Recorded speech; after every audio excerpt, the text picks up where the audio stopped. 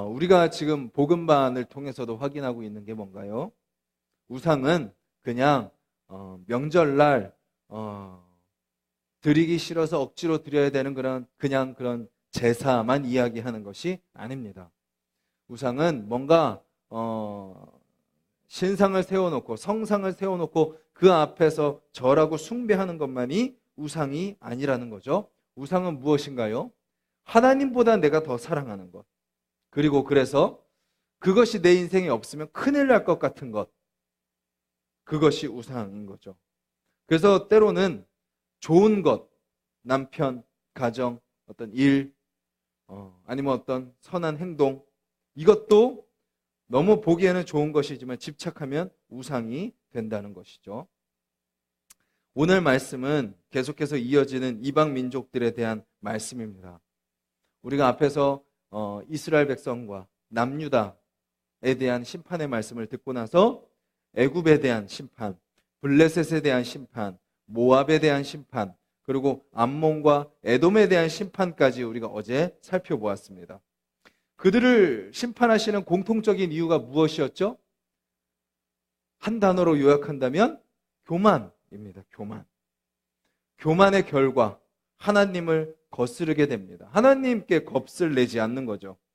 그리고 그 교만의 결과 다른 사람을 대하여 어떤 모습들이 나타났죠?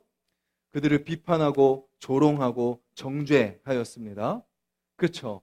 자기가 더 잘났으니까 그들의 부족한 모습이 보여지는 것입니다. 그리고 또 어제 에돔에게는 어떤 모습이 나타났나요? 연약한 자들을 돌보지 않는 긍휼의 마음이 없는 것이 또한 교만의 결과다라는 것을 살펴보았습니다. 오늘 본문에는 여러 나라가 등장해요. 다메섹과 게달과 하솔, 엘람. 저는 한편으로 이 말씀을 준비하면서 너무 감사했습니다. 또 혹시 하나님이 본문을 또 이렇게 한 나라씩 끊어주시면 이게 설교자로서 또 설교하기 만만치 않은데 그냥 이렇게 딱 묶어주셔가지고 감사하기도 했지만 한편으로는 이렇게 또 하나로 묶어주신 이유가 있다는 것을 알게 됐습니다. 각 나라마다 드러나는 우상이 하나씩 있기 때문입니다. 하나님은 그들 안에 있는 우상을 지적하시면서 심판하십니다. 그들이 의지하고 즐기며 사랑하는 우상보다 또 그것이 있으면 될 줄 알고 그들은 생각하고 그것을 붙들었는데 그것보다 더 크신 하나님이 있다는 것을 보여주시는 거죠. 그리고 또한 결국은 무엇인가요? 그들도 누구의 백성이에요? 하나님의 백성입니다. 우리가 늘 기억해야 됩니다. 우리가 선민의식을 가지고 하나님의 선택받은 백성이지만 결국 선택받은 우리를 통하여 하나님은 다시 누구를 회복시키시나요? 흩어져 있는 열방들, 하나님을 모르고 살아가는 그들을 또한 하나님은 회복시키길 원하신다는 것을 우리는 기억해야 됩니다. 결코 우리의 선민사상이 우리의 교만의 이유가 돼서는 안 되고 선민사상이 그들과 담을 쌓는 것이 되어서는 안 되고 그들을 정죄하고 비판하는 것이 되어서는 안 된다라는 것입니다. 우리도 그런 자들이었지만 하나님의 사랑으로 아들을 보내주셔서 구원해 주셨다면 우리도 그들을 향해 조건 없이 이유 없이 자격을 따지지 않고 사랑하며 다가가야 되는 거죠. 우선은 다메섹입니다. 다메섹 땅은 그 땅 자체가 물이 많고 비옥한 땅입니다. 그리고 아름다운 성읍입니다. 지금도 사람들이 사는 그 도시 중에 가장 오랜 역사를 지닌 도시 중에 하나입니다. 25절에 보면요. 그들의 모습을 어떻게 표현하고 있나요? 이렇게 고백하고 있죠. 어찌하여 찬송의 성읍, 나의 즐거운 성읍이 버린 것이 되었느냐. 그 성읍에 무엇이 있었어요? 찬송이 있었습니다. 하나님을 믿는 나라는 아니었기에 하나님을 향한 찬송은 아니었겠죠. 그냥 자기들 안에 있었던 그런 찬송, 또 즐거움이 그들 안에 있었던 거죠. 즉 다메섹의 우상은 무엇인가요? 세상의 풍요가 주는 기쁨입니다. 하나님을 찾지 않고 그 땅에 있었던 풍요, 사실은 그 땅을 통하여 그들이 누리던 풍요도 누가 주신 건가요? 하나님이 주신 것임에도 불구하고 하나님을 찾지 않고 땅이 주는 풍요로움에 취해서 그것이 주는 기쁨에 취해서 살았던 것이 다메섹의 모습이라는 거죠. 세상이 주는 기쁨, 그것이 그들의 우상이었습니다. 두 번째는 게달과 하솔이죠. 게달은 아브라함과 사라가 관계를 맺죠. 거기서 태어난 아들 이스마엘의 자손입니다. 그래서 결국 게달도 아브라함의 자손인 거죠. 그들은 유목 민족이었습니다. 그들에 대한 내용은 31절에 보면 더 자세하게 나옵니다. 31절에 뭐라고 표현하나요? 여호와의 말씀이니라 너는 일어나 고요하고도 평안히 사는 백성 곧 성문이나 문빗장이 없이 홀로 사는 국민을 치라. 여기 성문이나 문빗장이 없다는 것은 유목민족이기 때문에 그들은 성을 쌓을 필요가 없었던 거죠. 그리고 고요하고도 평안히 사는 백성이라는 의미는 무엇인가요? 그들은 여기저기 떠돌아다녔던 민족이었습니다. 그래서 다른 부족들과 마찰이 생길 일도 없었죠. 마찰이 생기면 어떻게 하면 돼요? 그냥 그 자리를 뜨면 됩니다. 이사가면 됩니다. 그들은 그렇게 불편함과 부담스러움과 마찰을 피해서 그냥 돌아다니면 됐습니다.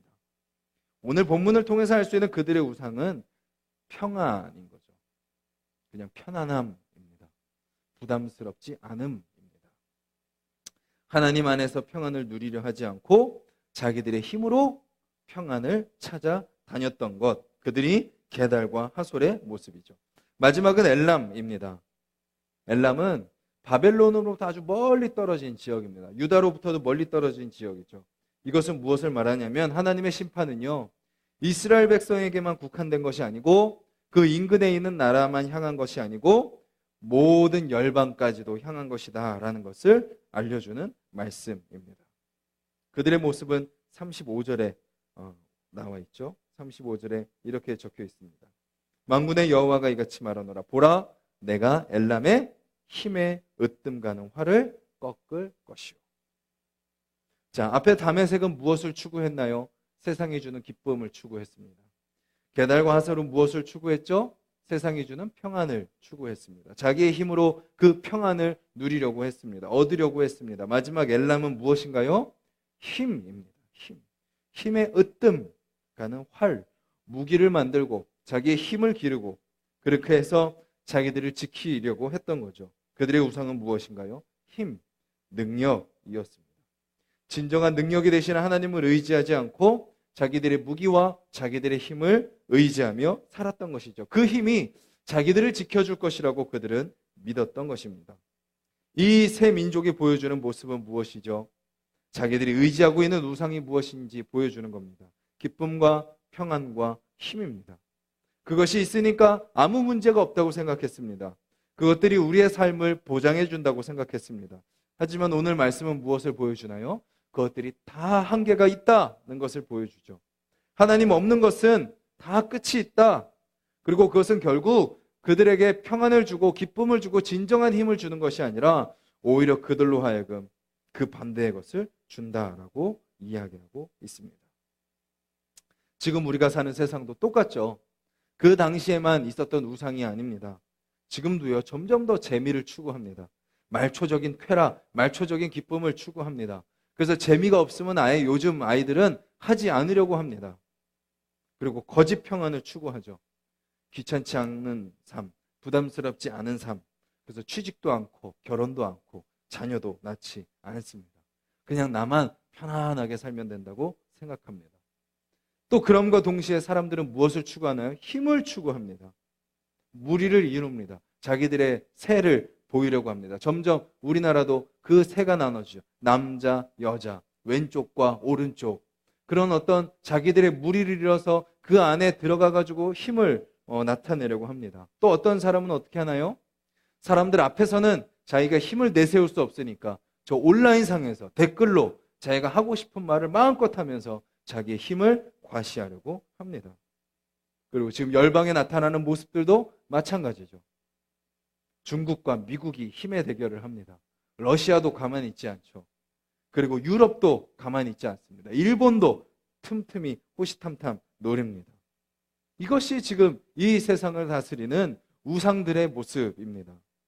물론 이것들은 좋은 거죠. 재미, 기쁨, 하나님이 주신 감정입니다. 평안, 하나님이 누리라고 하십니다. 힘, 하나님 자체가 능력의 하나님이십니다. 그런데 문제는 뭐죠?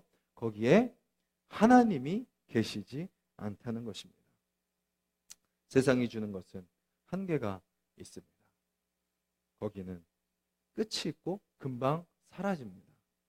결코 영원하지 않고 그것들이 나를 보호해 주지도 못합니다. 오늘 그것을 향한 심판의 말씀처럼 말입니다. 기쁨을 추구하는 자들에게는 어떤 심판을 하시죠? 수치와 고통과 슬픔이 있을 것이다. 평안을 추구하는 자들에게는 무엇을 말씀하시죠? 두려움이 있을 것이다. 힘을 추구하는 자들에게는 뭐라고 말씀하시나요? 그것이 꺾이고 놀람으로 바뀔 것이다 라고 말씀하고 계십니다.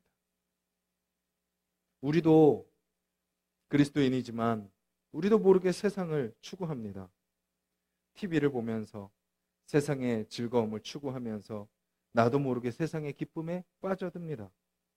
그리고 자기만의 방법을 통해서 세상이 말하는 평안을 얻으려고 합니다. 거짓된 평안을 추구하는 거죠.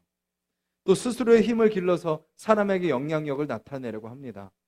교회 안에서도 그런 모습 너무나도 쉽게 찾아볼 수 있죠. 그런데 그런 모습이 있다면 그런 모습의 이유는 무엇인가요? 왜 그렇게 끊임없이 기쁨을 추구하려고 하고 평안을 추구하려고 하고 힘을 추구하려고 하나요? 그래서 기쁨에서 더 큰 쾌락으로 가고, 그래서 왜 평안에서 더 자기만의 삶으로, 이기적인 삶으로 가고, 또 힘에서 더 큰 권력을 얻으려고 하고 더 큰 교만으로 가는 이유가 무엇일까요? 끊임없이 채워지지 않는 그런 공허함이 있기 때문이죠. 또 이것을 내가 잃어버리면 큰일 날 것이다 라는 두려움이 있기 때문입니다. 불안하기 때문입니다. 그것을 주시는 분을 바라보지 못하고 그것을 가지고 그것이 끊이지 않고 그것이 가득 채워져 있고 그것의 근원이 되시는 분을 의지하지 못하고 그분이 주는 것만 바라보고 그것만 의지하며 그것이 있으면 될 거라고 생각하며 살아가니까 불안한 거죠. 두려운 거죠. 신앙생활을 하지만 끊임없이 이것을 놓치면 안 될 것 같다는, 하나님도 섬기지만 우상도 붙드는 삶을 살아가고 있는 거죠. 디모데후서 1장 7절에 보면요, 이런 말씀이 나옵니다. 하나님이 우리에게 주신 것은 두려워하는 마음이 아니오 오직 능력과 사랑과 절제하는 마음이니. 하나님을 믿는 사람들에게 두려움은요 결코 어울리는 것이 아닙니다.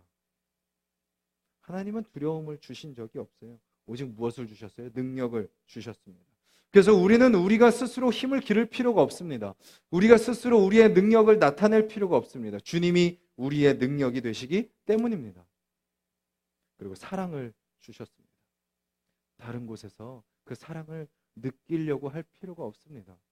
다른 곳에서 만족을 누릴 필요가 없습니다. 절제를 주셨죠. 그리고 예수님은 우리에게 진정한 평안을 주십니다. 요한복음 14장 27절 제가 읽어드리겠습니다. 평안을 너희에게 끼치노니 곧 나의 평안을 너희에게 주노라. 내가 너희에게 주는 것은 세상이 주는 것과 같지 아니하니라. 너희는 마음에 근심하지도 말고 두려워하지도 말아라. 우리의 마음이 끊임없이 또 다른 평안을 갈구하고 있다면, 또 다른 기쁨을 추구하고 있다면, 또 다른 힘을, 능력을 얻으려고 하고 있다면 아직도 우리 안에는 주님이 주시는 것을 온전히 누리고 있지 못하다라는 것입니다. 주님이 우리에게 무엇을 주셨나요? 이미 평안을 주셨습니다.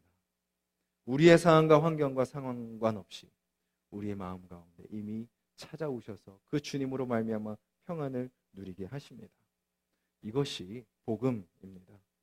예수님이 우리의 기쁨이시고 우리의 평안이시고 우리의 힘이 되십니다.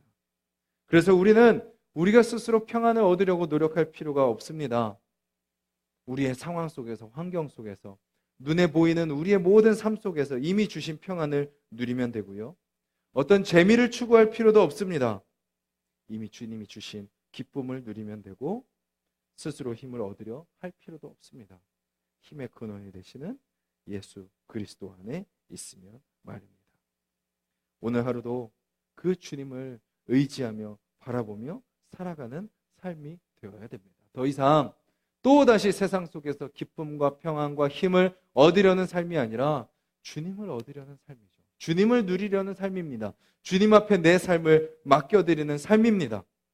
나에게 채우려는 삶이 아니라 주님 앞에 나의 모든 삶을 맡겨드리는 삶. 세상에 가짜를 추구하는 삶이 아니라 진짜를 추구하는 삶. 무언가 보이는 것을 추구하는 것을 삶이 아니라 보이지 않는 우리의 주인 되시는 주님을 추구하는 삶. 그 삶을 살아갈 때 오늘 하루 주님이 주시는 진정한 기쁨과 평안과 주님의 능력이 우리의 삶 가운데 또 우리 하나씩 동산교회 가운데 경험될 줄 믿습니다. 그것을 바라보며 살아가는 저와 여러분들이 되기를 간절히 소망합니다.